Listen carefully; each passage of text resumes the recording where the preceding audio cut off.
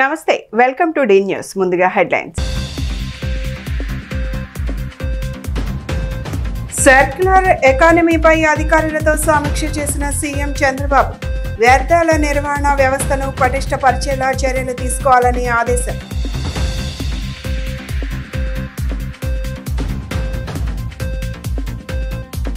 ఇరవై 23వ డివిజన్లో స్థానిక కార్పొరేటర్తో కలిసి పలు అభివృద్ధి పనులకు శంకుస్థాపన చేసిన ఎమ్మెల్యే బోండా ఉమా నియోజకవర్గ వ్యాప్తంగా ఏడాది కాలంలో 240 కోట్ల అభివృద్ధి కార్యక్రమాలు చేశామని వెల్లడి.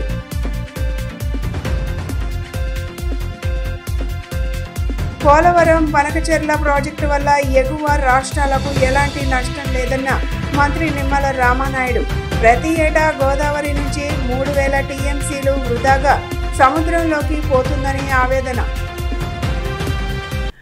రాష్ట్రంలో వ్యర్థాల నిర్వహణ వ్యవస్థను పటిష్టపరిచేలా 2 నెలల్లో సర్క్యులర్ ఎకానమీకి సంబంధించి తుది పాలసీలను తీసుకురావాలని అధికారులను ముఖ్యమంత్రి నారా చంద్రబాబు నాయుడు ఆదేశించారు.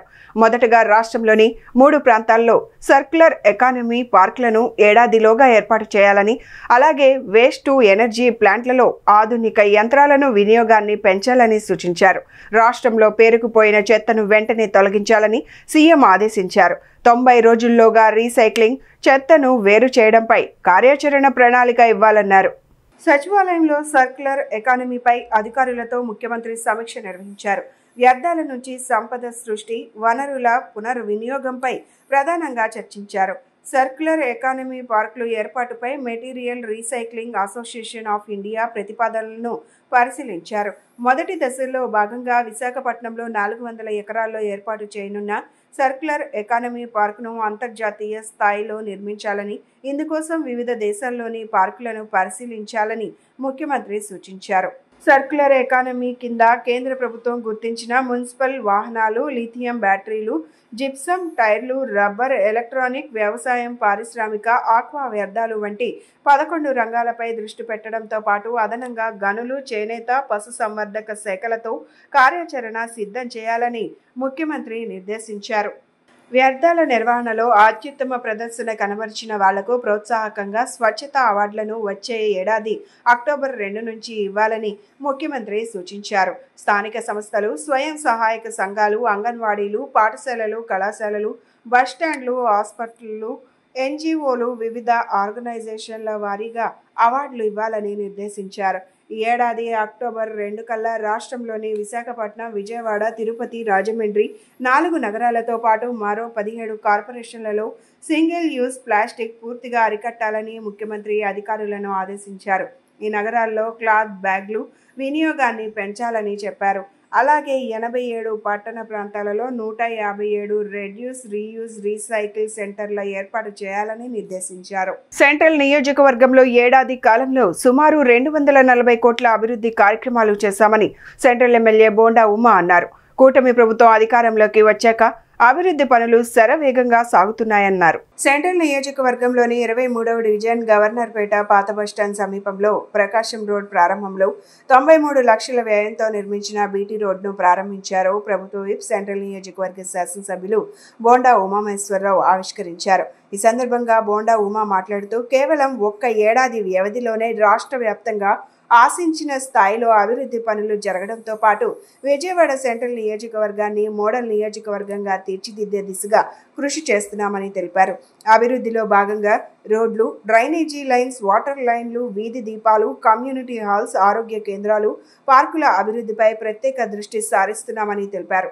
ఇప్పటికే నియోజకవర్గంలో 240 కోట్లకు పైగా అభివృద్ధి పనులు చేపట్టామని, వాటిలో కొన్ని పూర్తయ్యాయని, మరికొన్ని పనులకు శంకుస్థాపనలు చేసి ప్రారంభానికి సిద్ధం చేస్తున్నామని పేర్కొన్నారు. కూటమి ప్రభుత్వం వచ్చిన తరువాత ప్రతి రోడ్డు అభివృద్ధి చేస్తున్నారని TDP floor leader Nelibandla Balaswamy అన్నారు. తెలుగుదేశం ప్రభుత్వం అధికారంలోకి వచ్చినటి నుంచి గౌరవ ముఖ్యమంత్రి చంద్రబాబు నాయుడు గారు ముఖ్యమంత్రిగా, ఈ నియోజకవర్గానికి శాసనసభ్యుడిగా నేను, పార్లమెంట్ సభ్యుడిగా కేశినేని శివనాథ్ చిన్ని గారు ఎన్నికైన కాబట్టి నుంచి గత సంవత్సర కాలంలో నిత్యం అభివృద్ధి పనులు ప్రతిరోజు జరుగుతూ ఉన్నాయి.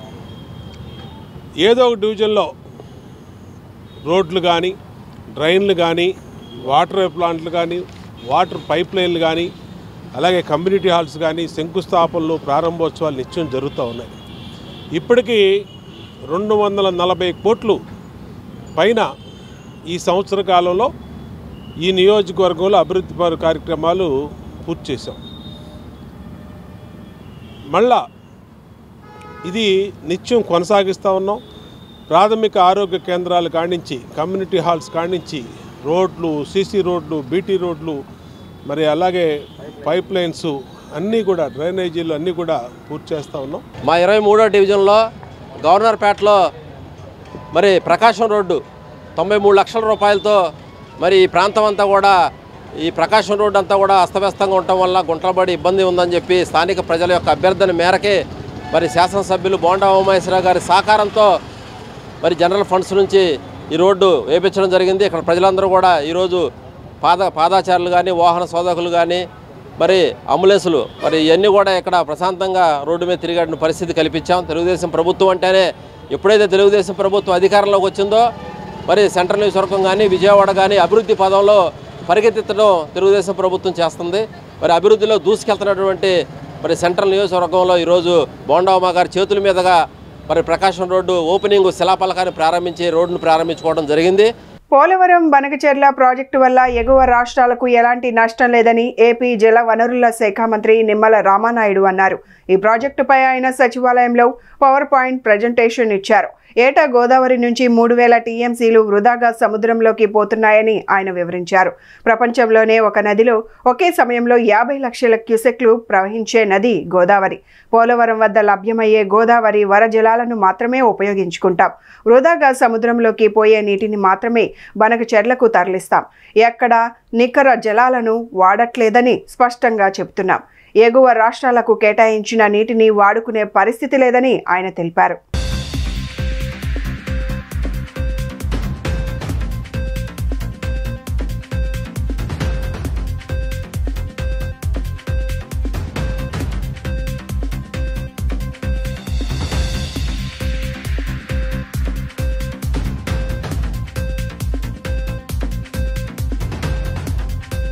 మరి మీ అందరికీ కూడా తెలియజేసుకుంటూ ఉన్నా, ఏదైతే ఈ యొక్క పోలవరం మరి యొక్క బనకచెర్ల ప్రాజెక్ట్ ఏదైతే ఉందో మరి దీని యొక్క స్వరూపం మీ అందరికీ తెలుసు. ఎందుకంటే మన రాష్ట్ర ప్రజలుగా, అదేవిధంగా ప్రెస్తో మేము చాలాసార్లు కలిసి ఉన్నాం కాబట్టి దీని యొక్క స్వరూపం అంతా కూడా చాలా వరకు మీ అందరికీ తెలుసు. కానీ మీ ద్వారా మరి వేళ ఉభయ రాష్ట్ర ప్రజలకు కూడా తెలియజేయాలనే ఉద్దేశంతో ఏదైతే గత 50 సంవత్సరాలుగా పోలవరంకు సంబంధించి ఏదైతే గోదావరి నది ఏదైతే ఉందో మరి యొక్క గోదావరి నదికి ప్రతి సంవత్సరం కూడా 3000 టీఎంసీల నీరు మరి వృధాగా సముద్రంలో కలిసిపోతున్నటువంటి పరిస్థితి మనందరికీ తెలుసు. ఇది ఏదో ఒక సంవత్సరం కాదు, దగ్గర లాస్ట్ 50 ఇయర్స్, గత 50 సంవత్సరాల చరిత్ర తీసుకుంటే గోదావరి నది నుంచి వృధాగా 3000 టీఎంసీల నీరు వృధాగా సముద్రంలో కలిసిపోతుంది. వృధాగా సముద్రంలో ఉన్నటువంటి ఉప్పు నీటిలో కలిసిపోతున్నటువంటి పరిస్థితి. ఇది చరిత్ర, ఇది వాస్తవం అనే విషయాన్ని ముందుగా మీ అందరికీ కూడా తెలియజేసుకుంటూ ఉన్నా. అటువంటి వృధాగా సముద్రంలో కలిసిపోయేటువంటి 3000 టీఎంసీల నీరులో 200 టీఎంసీల నీరు అంటే రోజుకి 200 టీఎంసీల చొప్పున 100 రోజులు 200 టీఎంసీల నీరుని మనం యొక్క పోలవరం బనకచెర్ల ప్రాజెక్టుకు తీసుకురావాలనే ఉద్దేశమే ఈ ప్రాజెక్టు స్వరూపం అని చెప్పి తెలియజేసుకుంటూ, ఈ పోలవరం బనకచెర్ల ప్రాజెక్టుకు సంబంధించి 3 సెగ్మెంట్లుగా దీన్ని మనం నిర్మాణంలో వెళ్తూ ఉన్నాం. భారతీయ వారసత్వ సంపద అయిన యోగాను ప్రతి ఒక్కరికి చేరువ చేయాలనే గొప్ప లక్ష్యంతో రాష్ట్ర ప్రభుత్వం యోగాంధ్ర 2025ను నిర్వహిస్తుందని ఎన్టీఆర్ జిల్లా కలెక్టర్ డాక్టర్ జి లక్ష్మీషా తెలిపారు. యోగాను ప్రతి ఒక్కరూ తమ జీవితంలో భాగం చేసుకుని ఆరోగ్యంగా ఆనందంగా జీవించాలని పిలుపునిచ్చారు. బిఎన్టీఎస్ యోగా స్ట్రీట్లో జిల్లా అధికార యంత్రాంగం, సీనియర్ సిటిజన్స్ వాకర్స్ అసోసియేషన్ ఆధ్వర్యంలో జరిగిన టీమ్ యోగా కార్యక్రమానికి కలెక్టర్ లక్ష్మీషా హాజరయ్యారు. 500 మంది వాకర్ అసోసియేషన్ సభ్యులతో కలిసి కలెక్టర్ యోగాసనాలు వేశారు. ఈ సందర్భంగా కలెక్టర్ మాట్లాడుతూ ప్రతి వర్గం ప్రజలకు యోగాపై అవగాహన కల్పించేందుకు థీమ్ యోగా నిర్వహిస్తున్నామని, ఇందులో భాగంగా ప్రతిరోజు ఒక వర్గానికి చెందిన సభ్యులతో కలిసి యోగాసనాల అభ్యసన కార్యక్రమం నిర్వహించినట్లు తెలిపారు. 45 నిమిషాల కామన్ యోగా ప్రోటోకాల్ సరళ యోగాను రోజు ఆచరిస్తూ జీవితాంతం ఆరోగ్యంగా ఆనందంగా ఉండొచ్చని, ప్రతి వర్గాన్ని యోగాంధ్రాలో భాగం చేసే లక్ష్యంతోనే థీమ్ యోగా కార్యక్రమాలు నిర్వహిస్తున్నామన్నారు. జిల్లాలో కనీసం 10 లక్షల మందికి యోగాసనాలను నేర్పే లక్ష్యంతో గ్రామ, వార్డు సచివాలయాల పరిధిలో ప్రత్యేక యోగా ట్రైనర్లతో పెద్ద ఎత్తున యోగాసనాల శిక్షణ కార్యక్రమాలు జరుగుతున్నాయన్నారు. ప్రతి ఒక్కరికి యోగాంధ్ర శుభాకాంక్షలు. యోగాంధ్ర కార్యక్రమాన్ని ఒక మాసోత్సవంగా మే 21 తారీఖు నుంచి జూన్ 21 తారీఖు వరకు ఆంధ్రప్రదేశ్లో ఒక పండుగ వాతావరణం లాగా ప్రతి చోట, ప్రతి గ్రామాల్లో, ప్రతి వార్డులో, ప్రతి ఊర్లో, ప్రతి నగరంలో ఈ కార్యక్రమం చేపట్టడం జరుగుతూ ఉంది. దీని ముఖ్య ఉద్దేశం అంతర్జాతీయ యోగా దినోత్సవం జూన్ 21 తారీఖుని పురస్కరించుకొని మన రాష్ట్రంలో 2 కోట్ల మందికి కొత్తగా యోగా ప్రోటోకాల్ నిర్మించడం, అట్లాగే మన జిల్లాలో ఎన్టీఆర్ జిల్లాలో దాదాపు 10 లక్షల మంది వరకు కొత్తగా యోగా ప్రాక్టీస్ చేయించడానికి ఈ కార్యక్రమంకి శ్రీకారం చుట్టడం జరిగింది. గౌరవ ప్రధానమంత్రి వర్యులు గారు ఇచ్చిన స్ఫూర్తితో, అలాగే గౌరవ ముఖ్యమంత్రి గారి సహకారంతో, ఆయన విజన్తో ఈ కార్యక్రమం దిగ్విజయంగా మన జిల్లాలో ఇప్పటివరకు నిర్వహించడం జరిగింది. ఎన్నో రికార్డ్స్ ని కూడా సాధిస్తూ ప్రతి ఒక్కరిని మమేకం చేస్తూ ఇదే వేదిక మీద BRTS రోడ్ మీద మనం ప్రతిరోజు చేసే యోగాలో అన్ని వాక్స్ ఆఫ్ లైఫ్ నుంచి పీపుల్ని ఇన్వైట్ చేసి ఇక్కడ అవగాహన కల్పించడం జరుగుతూ ఉంది. ఈ యోగా ప్రోటోకాల్ ముఖ్య ఉద్దేశం ఏంటంటే, యోగా అనేది కష్టమైన ఏదైతే ఈ కాంప్లెక్స్ యోగాసనాలు ఉన్నాయో అవి ప్రతి ఒక్కరు చేయలేరు. కానీ కామన్ యోగా ప్రోటోకాల్ ఏదైతే ఉందో ఇది ప్రతి ఒక్కరు, ప్రతి ఏజ్ గ్రూప్ వాళ్ళు, ప్రతి జెండర్ వాళ్ళు ప్రతి ఒక్కరు చేయొచ్చు. కాబట్టి దీన్ని పాపులరైజ్ చేయడానికే ఆయుష్ డిపార్ట్మెంట్ ద్వారా కామన్ యోగా ప్రోటోకాల్ అని ఈ 45 నిమిషాల ప్రోటోకాల్ ఇవ్వడం జరిగింది. ఈరోజు చేసిన ఆసనాలు ఏదైతే ఉన్నాయో ఇవి చాలా సరళమైన ఆసనాలు, దానివల్ల చాలా ఎక్కువ బెనిఫిట్ ఉంటాయి. So less input more output concept తో ఈ యోగా ప్రోటోకాల్ ని చేయడం జరిగింది. ఇది ప్రతి ఒక్కరూ పాటించవచ్చు, ప్రతి ఏజ్ గ్రూప్ వాళ్ళు పాటించవచ్చు. కాబట్టి దీని గురించి అవగాహన కల్పించడానికే ఈరోజు మన చేంబర్ ఆఫ్ కామర్స్, అలాగే ఇంటర్నేషనల్ వాకర్స్ ఇంటర్నేషనల్, 202 ఎన్టీఆర్ జిల్లా అసోసియేషన్స్, అలాగే senior citizens, junior chamber of commerce అందరూ రావడం చాలా ఆనందంగా ఉంది. లిక్కర్ స్కామ్ కేసులో మాజీ ఎమ్మెల్యే చెవిరెడ్డి భాస్కర్ రెడ్డిని ఇరికించే కుట్ర జరుగుతోందని వైసీపీ లీగల్ సెల్ అధ్యక్షుడు మనోహర్ రెడ్డి అన్నారు. ఈ క్రమంలోనే చెవిరెడ్డి దగ్గర గతంలో గన్మెన్ గా పనిచేసిన మదన్ ను దారుణంగా హింసించారని తెలిపారు. లిక్కర్ కేసులో చెవిరెడ్డిని ఇరికించేందుకు సిట్ అధికారులు తీవ్రంగా యత్నిస్తున్నారు. సిట్ అధికారుల హింస వల్ల మదన్ 6 రోజుల పాటు ఆసుపత్రిలోనే ఉన్నారు. ఈ చిత్రహింసల గురించి మదన్ సీఎంతో పాటు రాష్ట్ర డీజీపీకి లేఖ కూడా రాశారు. ఆ లేఖలో వివరాలన్నీ క్షుణ్ణంగా ఉన్నాయి. ఈ విషయాన్ని కోర్టు దృష్టికి తీసుకువెళ్లబోతున్నామని మనోహర్ రెడ్డి వివరించారు. ఆస్తులపైన దాడులు, అక్రమ కేసులు, తమ మాట వినని వారిని ఏదో విధంగా లొంగ తీసుకోవాలనే ప్రయత్నంలో భాగంగా చిత్రహింసలు పెట్టడం, ఆస్తులు విధ్వంసానికి గురి కావడం, ఇవన్నీ మనం చూస్తున్న నేపథ్యంలో లిక్కర్ స్కామ్ లేని లిక్కర్ స్కామ్ను గ్యాలంతా పోగేసి ఒక లిక్కర్ స్కామ్ కథను క్రియేట్ చేసి అందులో వైఎస్ఆర్సీపీ పార్టీలోని అగ్ర నేతలందరినీ ఇరికించాలనే ఉద్దేశంతో వీర విధేయులైనటువంటి అధికారులను సిట్లో నియమించుకొని వాళ్ళు చట్ట ప్రకారం దర్యాప్తు కొనసాగించకుండా అక్రమ పద్ధతుల్లో చట్టానికి వ్యతిరేకంగా ఇవాళ దర్యాప్తు కొనసాగిస్తున్నారు. అందులో రాజకీయ నాయకులను అలాగే చేస్తున్నారు. తర్వాత అధికారులను, రిటైర్డ్ అధికారులను కూడా అలాగే ఇది చేస్తున్నారు.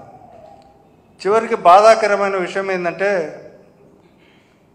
తమ డిపార్ట్మెంట్లో అంటే పోలీస్ డిపార్ట్మెంట్లో పనిచేస్తున్న వ్యక్తులను కూడా చిత్రహింసలకు గురి చేస్తున్న పరిస్థితులు ఈ రాష్ట్రంలో మనం చూస్తూ ఉన్నాం. గిరి అనే కానిస్టేబుల్ని తీవ్ర చిత్రహింసలకు గురి చేసి చెవిరెడ్డి భాస్కర్ రెడ్డికి ఈ లిక్కర్ స్కామ్తో సంబంధం ఉందని 200 నుంచి 250 కోట్ల రూపాయల వరకు ఎన్నికలలో ఈ మద్యం లిక్కర్ స్కామ్కు సంబంధించిన డబ్బును సరఫరా చేయాలని అతన్ని చిత్రహింసలు చెప్పి అతనితో కన్ఫెషన్ స్టేట్మెంట్ తీసుకున్నారు. కేంద్ర ప్రభుత్వంపై సిపిఎం పొలిట్ బ్యూరో సభ్యుడు బివి రాఘవులు తీవ్ర విమర్శలు చేశారు. నగరంలోని ఎంబీవికే భవన్లో నిర్వహించిన మీడియా సమావేశంలో బివి రాఘవులు మాట్లాడారు. పెహల్గాం ఘటనలో కేంద్ర ప్రభుత్వం వ్యవహరించిన తీరును ప్రజలకు వివరించేందుకు వారం రోజుల ప్రచార కార్యక్రమం చేపట్టనున్నట్లు తెలిపారు. ఆపరేషన్ సింధూర్ పేరుతో ఉగ్రవాద స్థావరాలపై దాడులు జరిగినట్టు కేంద్రం ప్రకటించినా ఇందులో ఉన్న అనేక అంశాలపై స్పష్టత లేదన్నారు.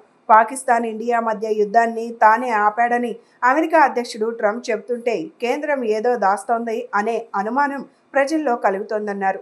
అలాగే ఇజ్రాయెల్ ఇరాన్ మధ్య జరుగుతున్న యుద్ధం మరింత ముదిరితే ప్రపంచ ఆర్థిక వ్యవస్థపై తీవ్ర ప్రభావం చూపుతుందని హెచ్చరించారు. ఆంధ్రప్రదేశ్ కమిటీ పార్టీ సమావేశం జరుగుతుంది. ఈ సమావేశంలో రాబోయే కాలంలో తీసుకోవాల్సిన కొన్ని కర్తవ్యాల గురించి చర్చిస్తున్నారు. ఈ మధ్య జరిగిన కేంద్ర కమిటీ సమావేశం 2 ముఖ్యమైన అంశాలని రాష్ట్ర ప్రజలకి మొత్తం దేశ ప్రజలకి వివరించాలని చెప్పేసి భావించింది. మొదటి అంశం ఈ పహల్గాంలో ఉగ్రవాదులు దాడి చేసిన సందర్భంలో కేంద్ర ప్రభుత్వం వ్యవహరించిన తీరుని, వాస్తవాలని ప్రజలకు చెప్పాలి. అందుకు ఒక వారం రోజుల పాటు దేశవ్యాప్తంగా ప్రచారం చేయాలి అని చెప్పేసి కేంద్ర కమిటీ నిర్ణయించింది. ఇక్కడ రాష్ట్ర కమిటీ దాని కార్యక్రమాన్ని రూపొందిస్తుంది. మనందరికీ తెలుసు, దుర్మార్గంగా ఉగ్రవాదులు దాడి చేసి అమాయకులైన టూరిస్టులను పట్టున పెట్టుకున్నారు. దాని తర్వాత కేంద్ర ప్రభుత్వం ఆపరేషన్ సింధూర్ పేరుతో ఉగ్రవాద స్థావరాల మీద దాడులు నిర్వహించి ఆ క్యాంపుల్ని ధ్వంసం చేసింది. ఆ తర్వాత పాకిస్తాన్ ప్రతిదాడి దాన్ని ఎదుర్కోవడానికి భారత వైమానిక దళాల దాడి జరిగింది. ఉభయ దేశాల మధ్య కాల్పుల విరమణ ఒప్పందం కూడా జరిగింది. ఈ సందర్భంలో అమెరికా అధ్యక్షుడు ట్రంప్ మధ్యవర్తిత్వంతో జోక్యంతో ఈ కాల్పుల విరమణ ఒడంబడిక జరిగినట్టు మీడియాలో వచ్చింది. 25వ డివిజన్ అరండల్పేటలోని ఏపీజే అబ్దుల్ కలాం ఉర్దూ హైస్కూల్లో విద్యా సామాగ్రి పంపిణీ జరిగింది. 10వ తరగతి విద్యార్థులకు ప్రభుత్వ విప్ సెంట్రల్ నియోజకవర్గ శాసనసభ్యులు బొండా ఉమామేశ్వరరావు 2279 రూపాయల విలువైన సర్వేపల్లి రాధాకృష్ణ విద్యార్థి మిత్రా కిట్స్ను పంపిణీ చేశారు. ఈ కిట్లో పాఠ్య పుస్తకాలు, work books, note books, uniform, school బ్యాగ్లు, బూట్లు, సాక్స్లు ఉన్నాయి. ఈ సందర్భంగా బోండా ఉమా మాట్లాడుతూ ఎన్డీఏ కూటమి ప్రభుత్వం అధికారంలోకి వచ్చిన తర్వాత విద్యార్థులందరికీ తల్లికి వందనం పథకం అమలు చేస్తున్నామని అన్నారు. విద్యార్థులు ఏ విధమైన ఆర్థిక అడ్డంకులు లేకుండా చదువుకోవాలనే ఉద్దేశంతో ఈ కార్యక్రమాలను చేపడుతున్నామని ఆయన పేర్కొన్నారు.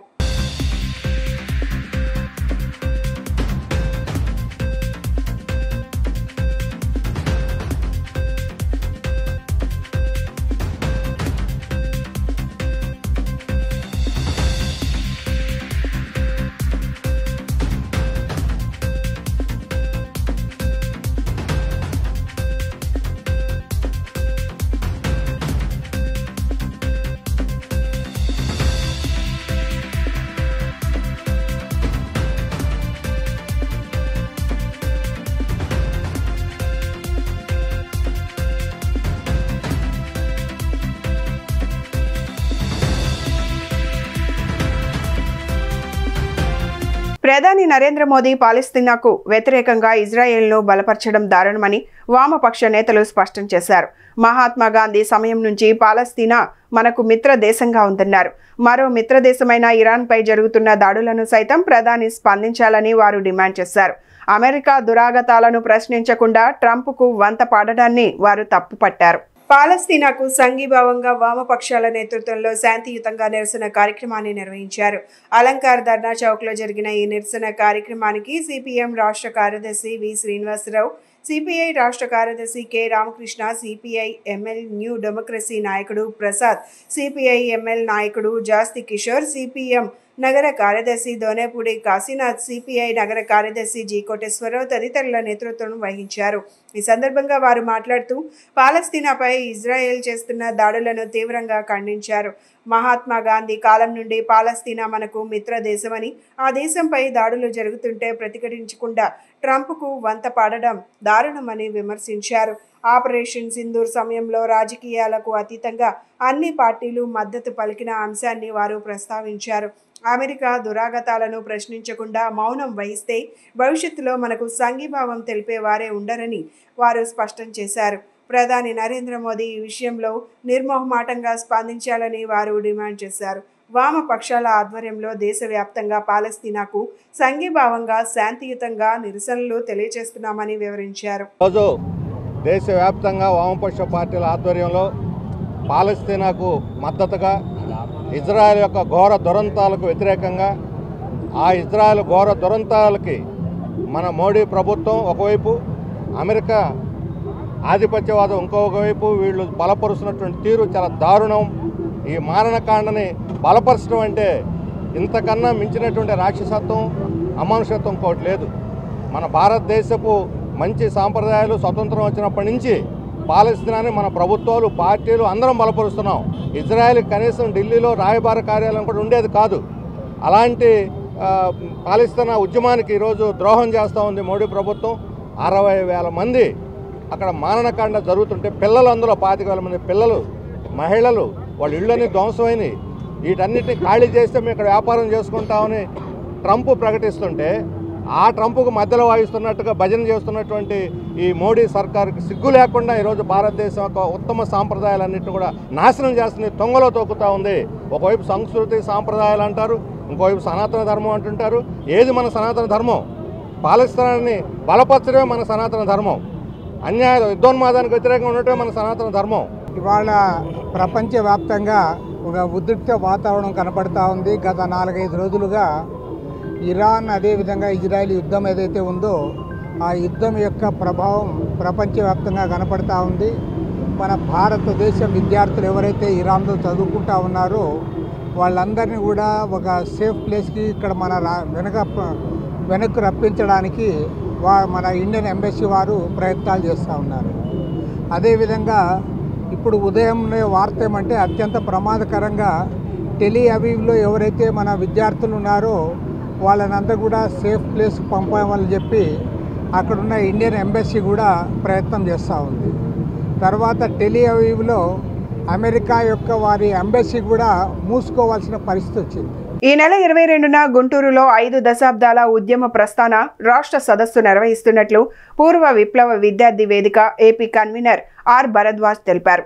విజయవాడ ప్రెస్ క్లబ్లో ఏర్పాటు చేసిన మీడియా సమావేశంలో వివిధ ప్రజా సంఘాల నాయకులు విప్లవ విద్యార్థి ఉద్యమ చరిత్ర, విప్లవోద్యమ నిర్మాణంలో విప్లవ విద్యార్థులు నిర్వహించిన చారిత్రాత్మక పాత్ర గుర్తు చేసుకున్నారు.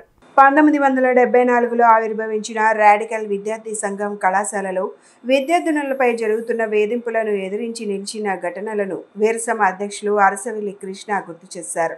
అలాగే కులం పేరుతో, మతం పేరుతో దళిత మైనార్టీ విద్యార్థులపై జరిగిన అణచివేతను ప్రతిఘటించి వారిలో ఆత్మవిశ్వాసం కలిగించిన చరిత్ర రాడికల్ విద్యార్థి సంఘానికి ఉందని వివరించారు.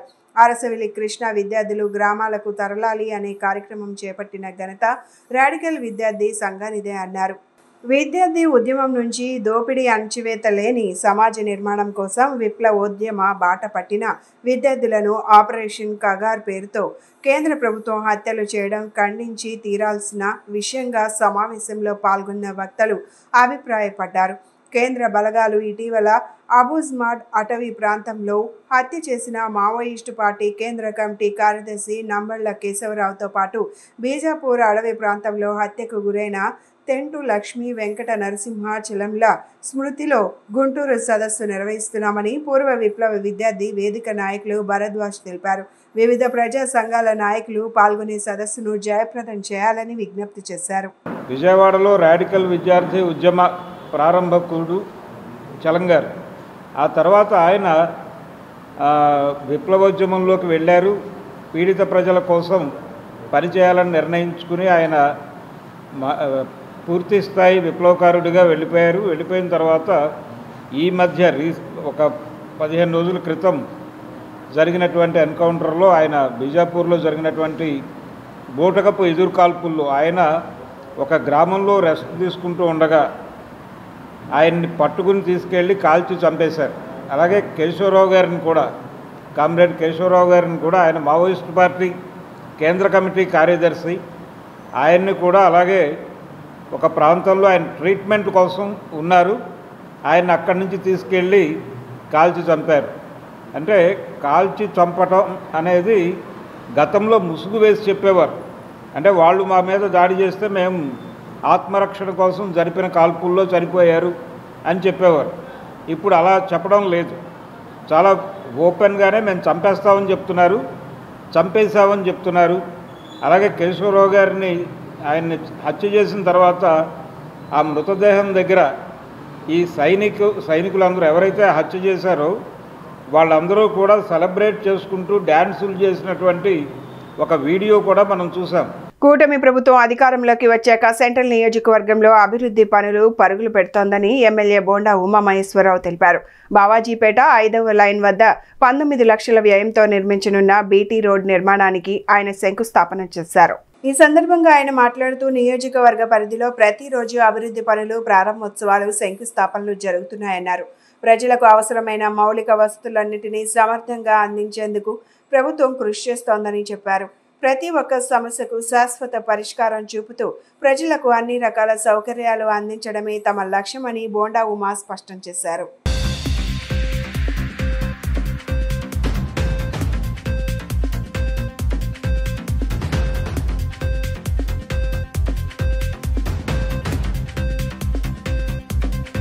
సెంట్రల్ నియోజకవర్గంలో గత సంవత్సర కాలంగా నిత్యం అభివృద్ధి పనులు ప్రతిరోజు కూడా శంకుస్థాపనలు, ప్రారంభోత్సవాలు, కన్నుల పండగగా నియోజకవర్గ అభివృద్ధి జరుగుతూ ఉంది. గత 5 సంవత్సరాలు అభివృద్ధికి దూరంగా ఉన్నటువంటి సెంట్రల్ నియోజకవర్గం ఇవాళ పూర్తి అభివృద్ధి పదంలో ముందుకెళ్తూ ఉంది. ఈ సంవత్సర కాలంలో ఇప్పటికే 240 కోట్ల రూపాయలతో మరి రోడ్లు కానీ, డ్రైన్లు కానీ, వాటర్ పైప్ లైన్లు కానీ, కమ్యూనిటీ హాల్స్ కానీ, ప్రైమరీ హెల్త్ కేర్ సెంటర్లు కానీ, ఇదని లేకుండా పార్కులు అన్నీ కూడా టేకప్ చేసాం. ఇప్పటికే 240 కోట్ల రూపాయలు వెచ్చించాం. ఇంకా రాబోయే 4 సంవత్సరాలు కూడా ఎన్ని వందల కోట్ల రూపాయలు ఖర్చు పెడతానికైనా ప్రభుత్వం సిద్ధంగా ఉంది. సమస్యలు లేనటువంటి మోడల్ డివిజన్గా నియోజకవర్గంగా తీర్చిదిద్దే లక్ష్యంగా పనిచేస్తాం. ఇవాళ 27వ డివిజన్లో బావాజీపేట, దుర్గాపురం ఈ సమస్యల మీద దృష్టి పెట్టాం. ఇప్పుడే 19 లక్షల రూపాయలు పెట్టి ఇక్కడ బీటీ రోడ్డు శంకుస్థాపన చేసుకోవడం జరిగింది. ఈరోజు 27వ డివిజన్ పరిధిలోని కుందేటి వారి వీధిలో పెద్ద ఎత్తున రోడ్డు మొత్తాన్ని బీటీ రోడ్డుగా నూతనంగా ఏర్పాటు చేసేందుకు సెంట్రల్ నియోజకవర్గ శాసనసభ్యులు ప్రభుత్వ విప్ బోండా ఉమామహేశ్వరరావు గారు వచ్చి కొబ్బరికాయ కొట్టి సుమారుగా 20 లక్షల రూపాయలతో ఏర్పాటు చేయడం జరిగింది. దీనికి డివిజన్ నుంచి అందరూ కూడా హర్షధ్వానాలు వ్యక్తం చేస్తూ ఆయన కృతజ్ఞతలు తెలియజేశారు. ఆయన 27వ డివిజన్ దత్తత తీసుకున్నట్టు 27వ డివిజన్ అభివృద్ధి చేయటమే లక్ష్యంగా ముందుకు సాగుతున్నారు.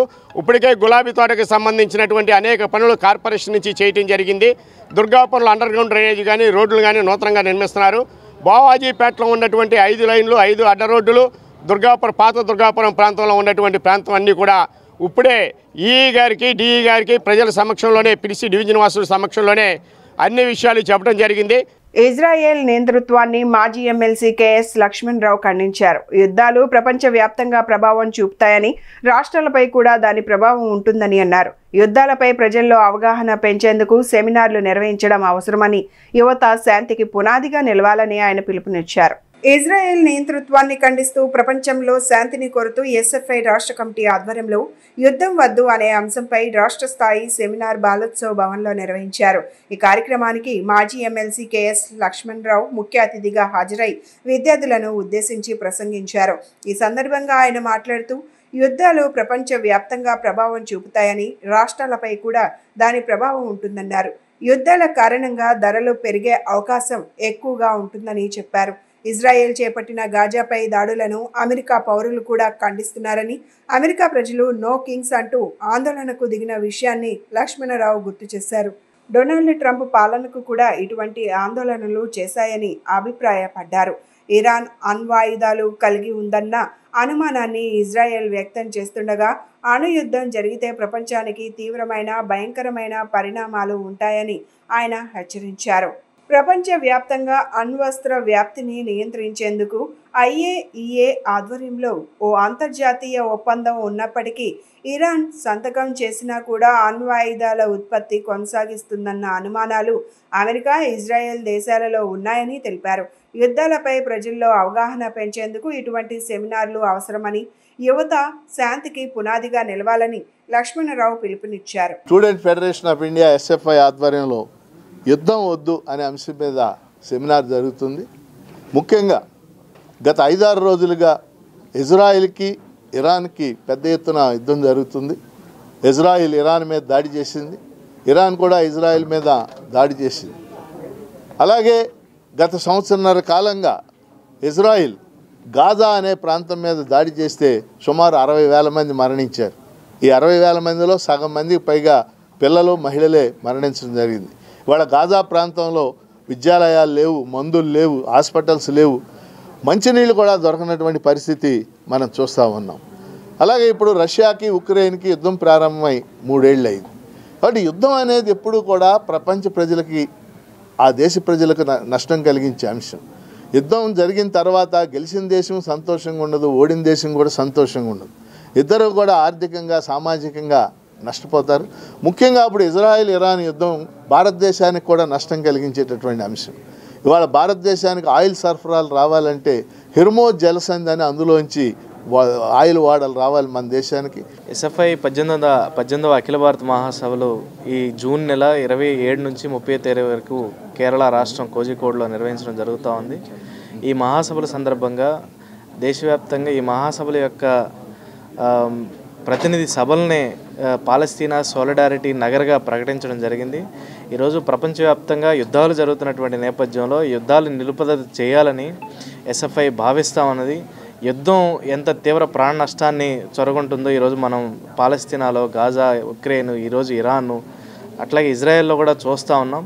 అందుకనే దేశవ్యాప్తంగా, ప్రపంచవ్యాప్తంగా శాంతి నెలకొల్పాలని, యుద్ధాలు వద్దు అనేటువంటి నేపథ్యాన్ని SFI విద్యార్థుల్లోకి విస్తృతంగా ప్రచారం చేయాలని నిర్ణయించుకోవడం జరిగింది. ఆ సందర్భంగానే ఈరోజు ఈ సెమినార్ని నిర్వహించడం జరుగుతూ ఉంది. బులెటిన్ ముగించే ముందు హెడ్లైన్స్ మరొకసారి. సర్క్యులర్ ఎకానమీపై అధికారులతో సమీక్ష చేసిన సీఎం చంద్రబాబు. వ్యర్థాల నిర్వహణ వ్యవస్థను పటిష్టపరిచేలా చర్యలు తీసుకోవాలని ఆదేశం.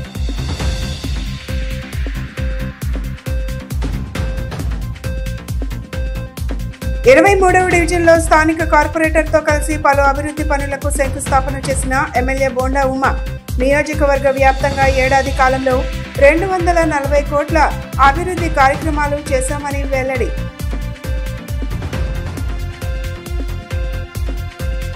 పోలవరం బనకచెర్ల ప్రాజెక్టు వల్ల ఎగువ రాష్ట్రాలకు ఎలాంటి నష్టం లేదన్న మంత్రి నిమ్మల రామానాయుడు. ప్రతి ఏటా గోదావరి నుంచి 3000 TMCలు వృధాగా సముద్రంలోకి పోతుందని ఆవేదన. ఇవి ఈనాటి bulletin updates. Keep watching the news.